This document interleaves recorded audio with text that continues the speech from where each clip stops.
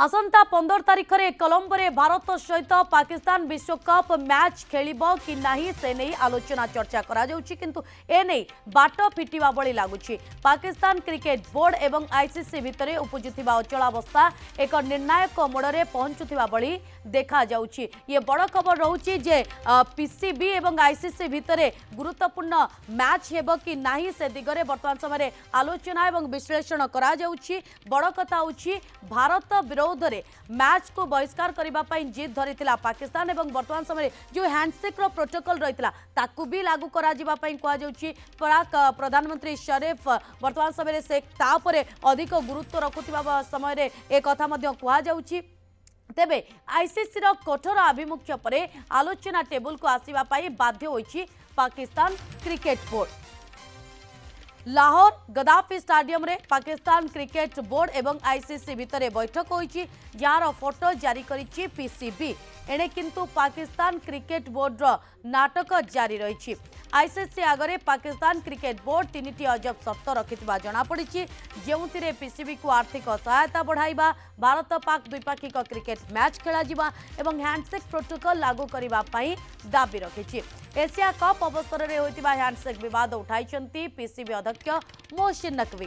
भारत विरोध में मैच न खेलिबा फैसला पाकिस्तान सरकार नैथिले, तेणु अंतिम निष्पत्ति पाकिस्तान प्रधानमंत्री शहबाज शरीफ को मंजूरी परे ही नियाजिबो बोली कहा जाउछि।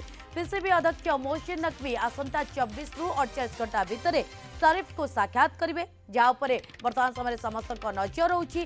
पाकिस्तान निज जिद रे अटल रहिबो ना क्रिकेट दुई चिर प्रतिद्वंदी भितर क्रिकेट मैदान को ओह्लाइबो एवं हाई वोल्टेज मैच खेलिबो ताकू ही समस्तंकर अपेक्षा रही। अर्थात पाकिस्तान मैच खेलिबो ना खेलिबो नाही से नहीं गोटे प्रकार द्वंद्व सृष्टि होइछि, किंतु एपर्यंत एतिरे कोनोसी प्रकार निष्पत्ति बा निर्यास सामना को आसुना।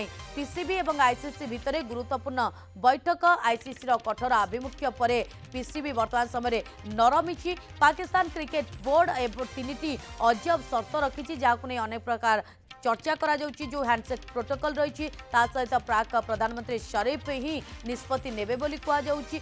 ये तमाम चित्र भितर अनेक आकलन अनेक एनालिसिस मध्य करा जाउछि जे प्रकृत में पाकिस्तान एथर मैच खेलिबा पई आसुछि ना नाही। विमल राउत क्रीड़ा समीक्षक प्रसंग अधिक सूचना पाई आम सहित जोड़ी जाइछन्ति। विमल बाबू आपण कोन एनालिसिस करूछन्ति एवं सबुठु बड़ कथा होछि ए बैठकर केते गुरुत्व आपण देखुछन्ति?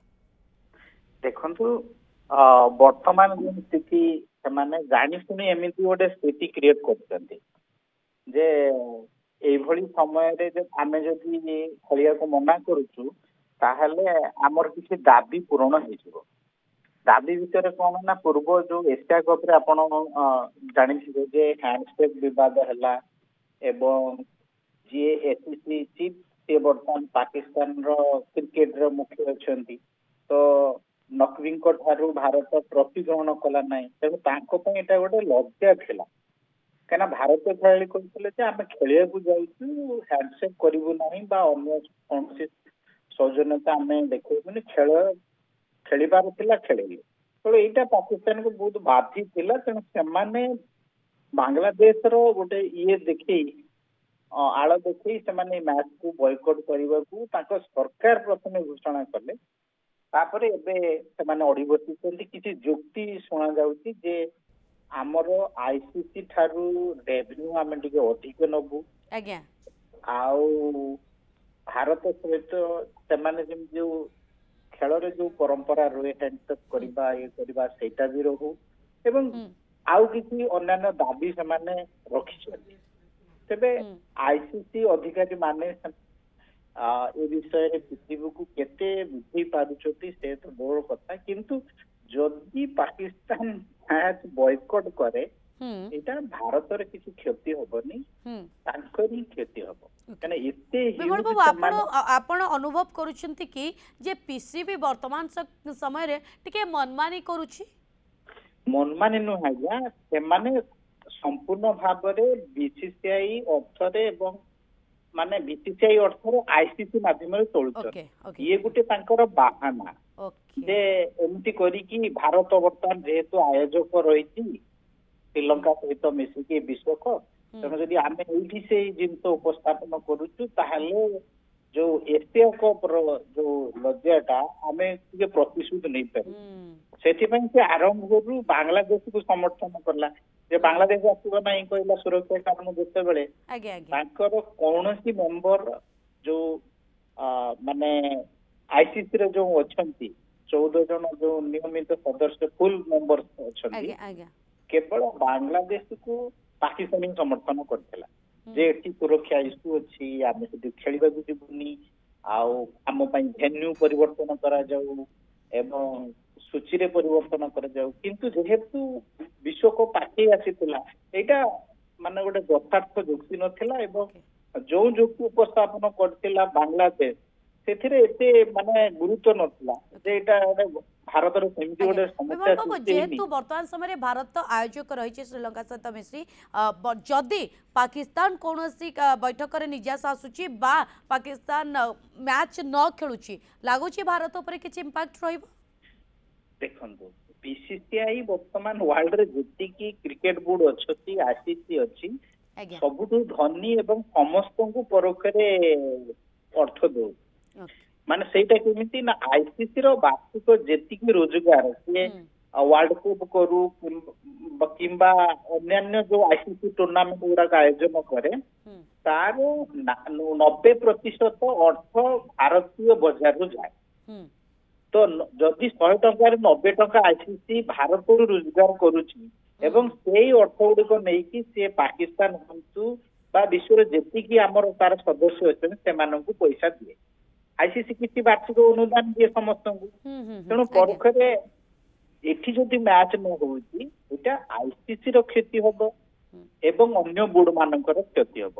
ଭାରତର ବା ବିସିସିଆଇ ଉପରେ କୌଣସି ପ୍ରଭାବ ପଡିବନି କାହିଁକିନା ବିସିସିଆଇ ଏବେ ଏତେ ଧନୀ ଏଇ ସବୁ ଛୋଟ ମୋଟ ଖେଳରେ ତାର କୌଣସି ପ୍ରଭାବ ପଡିବନି। ହଁ ଆପଣ ଜାଣିଥିବେ ଯେ ଭାରତ ଏବଂ ପାକିସ୍ତାନ ମ୍ୟାଚ ପାଇଁ ଯୋଉ 15 ତାରିଖରେ ଖେଳାଯିବ ଏହାର ଏଇ ମ୍ୟାଚ ର ଭ୍ୟାଲ୍ୟୁ ମୂଲ୍ୟାୟନ କରାହଉଛି ଯେ 2200 କୋଟିରୁ ଅଧିକ ହବ ଯେ ସେଇଟା ବିଜ୍ଞାପନ ହଉ ବା ଅନ୍ୟାନ୍ୟ ପ୍ଲାଟଫର୍ମ ଯୋଉ ଅଛି ବ୍ରଡକାଷ୍ଟିଂ ଯୋଉ ଅଧିକାର ହଉ ଏଇ ସବୁରୁ ଏହାର ମ୍ୟାଚ ର ଭ୍ୟାଲ୍ୟୁଟା ହଉଛି 2200। ତେଣୁ ଏଇ ମ୍ୟାଚ ଟା ହବା ଅତି ଜରୁରୀ ଯୋଉଥିପାଇଁ ଆଇସିସି ବି ଲାଗି ପଡୁଛି। ଯଦି ଏ ମ୍ୟାଚ ନ ହଉଛି ତାହେଲେ ହୁଏତ ପୁରା ଟୋଟାଲ ବିଶ୍ୱକପ ର ଅଧା ଅର୍ଥ କମିଯିବ ଆଇସିସି ର ଯୋଉ ରୋଜଗାର ଅଧା ଅର୍ଥ ଏଇଥିରୁ ହିଁ କମିଯିବ। ତେଣୁ ସେଥିପାଇଁ ଆଇସିସି ବି ମନେଇବାକୁ ଚେଷ୍ଟା କରୁଛି କିନ୍ତୁ ଯଦି ଖେଳ ନ ହଉ ସେମାନେ ଖେଳୁନାହାନ୍ତି ସବୁ भितर आपण जदि देखिए पाकिस्तान क्रिकेट बोर्ड बा पीसीबी रो अजब शर्त भी सामना को आसुची एवं जो जो शर्त रे हैंडशेक प्रोटोकॉल लागू करबा पई दाबी रखा जाय छी। आज्ञा आज्ञा ताको ताको आपण किबळी बार देखछन ଆମକୁ ସେମାନେ ଆତଙ୍କବାଦୀ ଆକ୍ରମଣ କରୁଛନ୍ତି ସୀମାରେ ଏବଂ ଦୁନିଆ କାର୍ଯ୍ୟକଳାପ କରୁଛନ୍ତି ତ ସେହି ଦୃଷ୍ଟିରୁ ଆମ ଖେଳାଳି ସେତେବେଳେ ବର୍ଜନ କଲେ। ଖେଳଟା ଗୋଟିଏ ଅନ୍ତର୍ଜାତୀୟ ମାନେ ଗୋଟେ ନିୟମ ଶୃଙ୍ଖଳା ଭିତରେ ଯାଉଛି ତଥାପି ଯେହେତୁ ଆମେ ଜଣେ ଭାରତୀୟ ଏବଂ ସେଇ ଆଧାରରେ ସେମାନେ ସେତେବେଳେ ବୟକଟ କରିଥିଲେ ତ ସେଇ ଭୟ ରହୁଛି ଯେ କାଳେ ପୁଣି ଭାରତୀୟ ଖେଳାଳି ଆମକୁ ବିଶ୍ୱକପରେ ସେଇଭଳି ବ୍ୟବହାର ଦେଖେଇବେ କାରଣ ସେଇ ଆଳରେ ସେମାନେ ଏଇଭଳି ଗୋଟେ ବୟକଟର କରୁଛନ୍ତି ଯେ ଆମେ ବାରମ୍ବାର କାହିଁକି ଲଜ୍ଜିତ ହବୁ ତା ପୂର୍ବରୁ ଏଇଭଳି ବୟକଟର ଗୋଟେ ଡ୍ରାମା ମାନେ କରୁଛନ୍ତି। ତ ସୁନୀଲ ଗାଭାସ୍କର ହୁଅନ୍ତୁ ଇରଫାନ ପଠାନ ହୁଅନ୍ତୁ ଏଇ ଯୋଉ ବଡ ବଡ ସମୀକ୍ଷକ କୁ ଯଦି ଶୁଣିବେ ସେମାନଙ୍କର ମତ ରହୁଛି ଯେ ପାକିସ୍ତାନ ଶେଷ ମୁହୂର୍ତ୍ତରେ ୟୁଟର୍ନ କରିବ କାହିଁକି ନା ସମୟ ଅଛି ଆଜି 9 ତାରିଖ ହେଲା 15 ତାରିଖ ଖେଳ ହବ ତାହାରି ଭିତରେ ଏମିତି ଡ୍ରାମା କରି ସେ ତାର କିଛି ଉଦ୍ଦେଶ୍ୟ ସାଧନ କରିବ ଏବଂ ୟୁଟର୍ନ ମଧ୍ୟ କରିବ। ତେଣୁ ସେୟା ହିଁ ଲାଗୁଛି କାହିଁକି ନା ପାକିସ୍ତାନର କୌଣସି ରୋଜଗାର ନାହିଁ ଆଜ୍ଞା ତାଙ୍କର बिल्कुल विमल बाबू आप जमी कहले ना वर्तमान समय पाकिस्तान सब बेले निज पिटी को निजे थापुड़े खुशी हुए अंतत ए क्षेत्र में भी सही कथा देखा मिलूँ किंतु नजर रे प्रकृत में ए बैठक कौन निष्पत्ति सामना को आसूची। बहुत बहुत धन्यवाद विमल राउत क्रीड़ा समीक्षक रही जी के प्रसंग में मतामत रखुले।